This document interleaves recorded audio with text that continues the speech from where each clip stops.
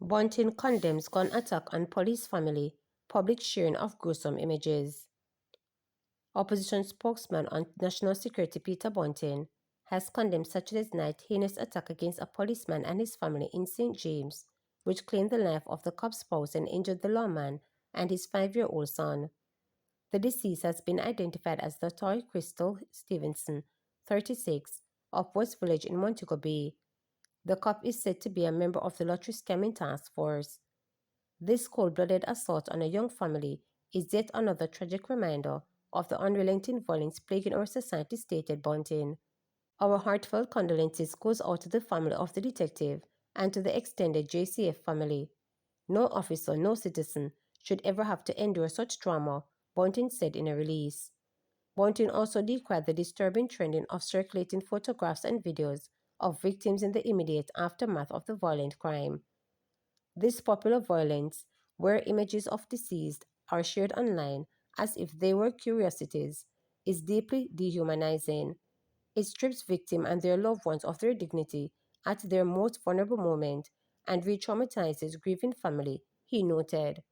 He reiterated that opposition's call for urgent and effective action to tackle violent crime, protect the families of law enforcement officers, and restore safety to communities. We must act decisively to break the cycle of violence, and as a society, we must reject not only the acts themselves, but also the callousness that allows such indignities to be treated as entertainment, Bunting stated. Police in St. James are pursuing a person of interest, only so far identified as Romario, in relation to the deadly attack. It is understood that Romario had met with the policeman and Stevenson to return car keys on Saturday night on the Reading Main Road in the vicinity of the Elevate launch just about 8 p.m. Stevenson had reportedly exited the car and retrieved the key before making her way back to the vehicle. It was during her return to the vehicle that she was reportedly shot and killed. The policeman, who is assigned to the Area 1 Lottery Task Force, received a gunshot to his back while his child was shot in the head. Opposition spokesman on finance calls for public sector workers to be treated with great respect. Opposition spokesman on finance Julian Robinson has called on the finance ministry to treat public sector workers with greater respect. He lamented that it should not be taken a publicized statement from the Police Federation to prompt the ministry to respond to the concerns of rank-and-file police officers. Robinson was reacting to reports that Federation Chairman Sergeant Arlene McBean have issued to a press release to appeal for the ministry to arrange a meeting for wage talks because the cops have been restive, following a non-response to letter sent weeks ago, and they deemed this to be disrespectful. Speaking at a function in Nannyville, Robinson also deemed the treatment meted out to the cops by the ministry as being disrespectful. Robinson said, "Response from the minister is unacceptable." I'm very concerned at the way the government is treating our public sector workers. I saw a video and a release from the chairman of the Police Federation, Sergeant Arlene McBean, on how difficult it has been to get a meeting with the Ministry of Finance. The Police Federation wrote twice to the minister and got no response. And it took a very agitated, frustrated and upset Police Federation chairman to go public for the Minister of Finance to even acknowledge and arrange a meeting. Now, our public servants should not have to go through this simply to get a meeting. We haven't even reached a negotiation yet, and it shows a disregard and really a disrespect for public servants that we don't respond.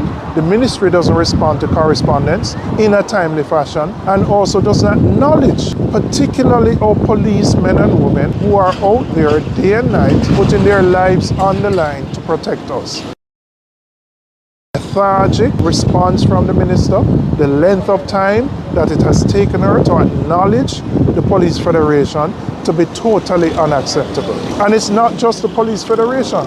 There are other bargaining groups that similarly have written to the Ministry of Finance, and similarly they've got no response. It's really not an acceptable way to do business. So I'm calling on the government, treat our public sector workers with the respect that they deserve. Acknowledge their correspondence and at least Say to them, if you can't meet immediately, set a date. That gives them some assurance that their legitimate concerns are going to be heard. Life sentence for gun fine. The St. Catherine South Police on July 29 marked the conviction of Darren Sims, an alleged member of the Ratbang gang, as a major success in the Jamaica Constabulary Force JCF sustained bid to deter the deadly trade in gun and ammunition. Sims was sentenced to life imprisonment for stockpiling ammunition by High Court Judge Lorna Shell Williams at the Gun Court in Kingston. He is to serve 22 years before the possibility of parole.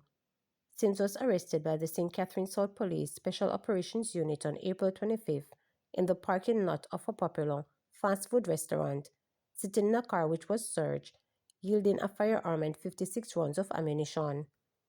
He was sentenced under the Firearms Prohibition Restriction and Regulations Act 2022, which came into effect November 1, 2022, introducing harsher penalties for offenses connected to illicit trade, manufacture, stockpiling, possession and using of illegal firearms. For illegal possession of firearm and ammunition, conviction can result in life imprisonment with a minimum of 15 years before parole is considered.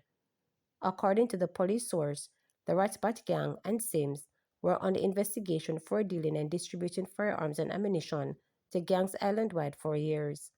Sims' arrest resulted in a viral video of him lying on the ground, screaming, while the lawmen tried to restrain him. In his defense, Sims claimed the video of him screaming was not an indication of guilt, but instead fear of the police squad that arrested him. A taxi operator who was driving the vehicle was acquitted. At the lengthy trial, evidence was heard from members of the St. Catherine South Police Special Operations Unit. The investigating officer in the matter was District Constable Jason McKay of the St. Catherine South Special Operations. Evidence was also given by Constable Russian Tyrrell, St. Catherine South Special Operations Unit, Detective Corporal George Richards, St. Catherine South CIB, and Detective Constable Shamar Johnson of the Firearms and Narcotics Division. National Security Minister Dr. Chang has credited the JC's relentless work for this year's record seizure of illegal firearms and ammunition. Chang also pointed to collaboration with international partners, which contributed to a historic gun seizure at the port of Kingston on May 28. A shipment of at least 233 illegal guns, along with approximately 50,000 rounds of ammunition, were intercepted by law enforcement personnel with the help of the Jamaica Customs Agency. Chang, addressing the House of Representatives in June, said there has been an increase of more than 80% in the number of illegal guns seized this year over last year. Up to June 21, the authorities have seized 738 firearms, making an 81% increase over the corresponding period in 2024, Chang told Parliament. He also disclosed that 39,776 rounds of ammunition were recovered, which is about 7 times the number recovered for 2024. To subscribe, like, share, and click the notification bell for daily updates.